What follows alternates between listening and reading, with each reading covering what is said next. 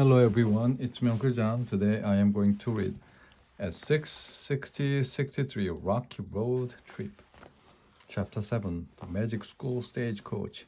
It tore across the tumbleweed dotted desert.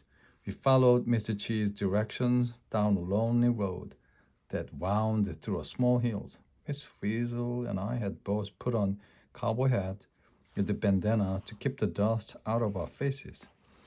Suddenly, I saw something that made the hairs on the back of my neck stand up. Miss Frizzle, what is that? I asked, pointing to a group of buildings huddled in a river valley not far away. I believe that's a ghost town, Carlos, Miss Frizzle said, and Bright Angel Mine must not be far away. Oh, I leaned down to yell into the window of the stagecoach. We're heading for a ghost town, I called to everybody. Did somebody say ghost? Arnold asked. I didn't hear what Arnold said next because Miss Frizzle pulled back on the reins and the horses whinnied as they came to a stop. Would you hold the horses, Burrito? I want to take a picture. A bunch of us jumped down from the stagecoach and posed for the fridge. But just as she snapped the photo, I heard a spooky wind travel through the ghost town. I wondered if any ghost would show up on the film. When we developed it, we all climbed back on the coach in a hurry. The horses took off running.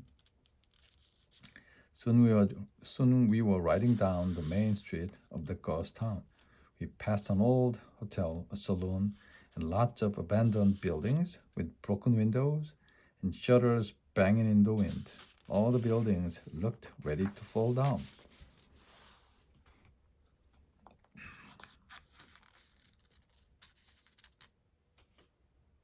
Mr. Cheese stuck his head out of the stagecoach window behind us. Miss Frizzle, he called out, take the next road to the right that leads down to the river. You bet, partner, Miss Frizzle said with a tug on her cowboy hat. I was glad to leave that ghost of a town. The stagecoach bumped down the road to an old wooden bridge over the river. Mr. G called out for us to stop before the bridge. Fridge and I jumped off our seats and tied up the magic school horses. Follow me over here to that bend in the river, Mr. Chi said to us after everyone had piled out of the stagecoach. We're going to pan for some gold. Why are you looking for gold in a river? Ralphie asked. I thought we were going to gold mine. The old gold prospectors found lots of gold in the rivers, Mr. Chi explained. When the softer rock around gold ore wells away, the gold gets carried by water into river beds. It settles down in the stones and sand at the bottom of the water. Here I have a couple of pans with me. Who wants to try? How could we pass up that golden opportunity? I panned last with Miss Frizzle. I scooped out 4 loads of sand and gravel from the bottom of the riverbed, but I didn't see a sparkle of gold. I guess things just aren't going to pan out for you, Carlos, D.A. said with a grin. I brought up one last scoop of stones and sand, and that's when I saw it. A stone about the size of a marble caught the gleam of the sun. I've struck it rich, I yelled. Everybody came running over to see what I had found. Mr. Chi picked up the nugget and held it up to the sun. Then he pulled out a tile. Did a streak test? We want to be sure this isn't fool's gold, Mr. Chi said. It turns out I wasn't a fool. The streak was bright yellow. You got the golden touch, Carlos, Mr. Chi told me. I think we should head on out to Bright Angel Mine. We'll see what you can find there. Mr. G climbed up on the front of the stagecoach to drive with Mr. Paul. I climbed inside to show all the kids my nugget. Before long, the bouncing of the stagecoach stopped. We all jumped out to see where we were. Bright Angel Mine. I read from the old wooden sign hanging over the mine entrance. This is it. I hope we find buried treasure. I did a report on that. I believe your grandfather must have walked this mine. Mr. Chi said to me, it's where he would have found that chunk of gold in your pocket. Now let's see if your luck holds out inside the mine. At the entrance to the mine, we found an old mine car from the days of the Wild West. was only big enough for 2 people, but that wasn't a problem. We were so distracted by the mine that we didn't keep an eye on Miss Frizzle. When we turned around, we had a big surprise. Had turned into a Magic School mine car. I ran up to the real mine car. I grabbed the spot at the head hand pump that made the car go.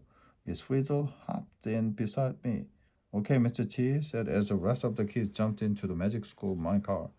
Pump that handle. We'll be inside the mine in no time. Miss Frizzle handed out hard hats with lights on the front of the front of them, and we were off. Miss Frizzle and I led the way, and soon we were zooming through the dark mine. Liz steered the Magic School mine car behind us, turning into the tunnel on the left. Mr. Chi called out, "That's where the last gold was found in here." We made a quick turn to the left and shot through the darkness until we came to the end of the tunnel. "Okay, everybody out," Miss Frizzle said. "Here are some hammers to chip out the ore. Start hammering." I grabbed the hammer and went over to the wall of stone where the tunnel ended. The light of my hard hat lit up the rock face. I thought I saw what looked like a streak of ore zigzagging through the rock. I hit at it as hard as I could with my hammer.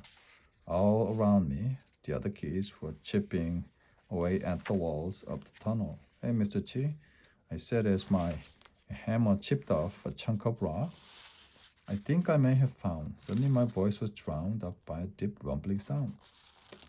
Then the earth felt like it was moving beneath our feet. "Earthquake!"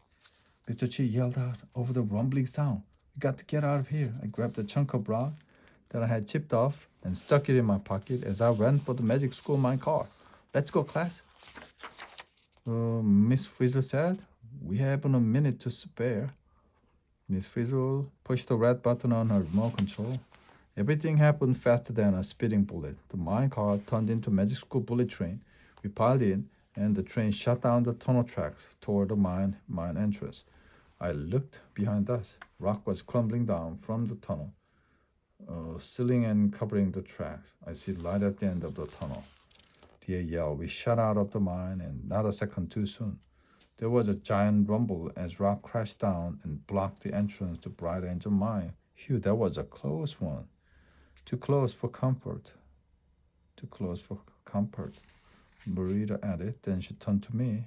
"And I'm sorry you didn't have a chance to find gold in Bright Angel Mine, just like your grandfather Carlos." I felt in my pocket for the rock. Had I lost it during the earthquake? No. It was still there.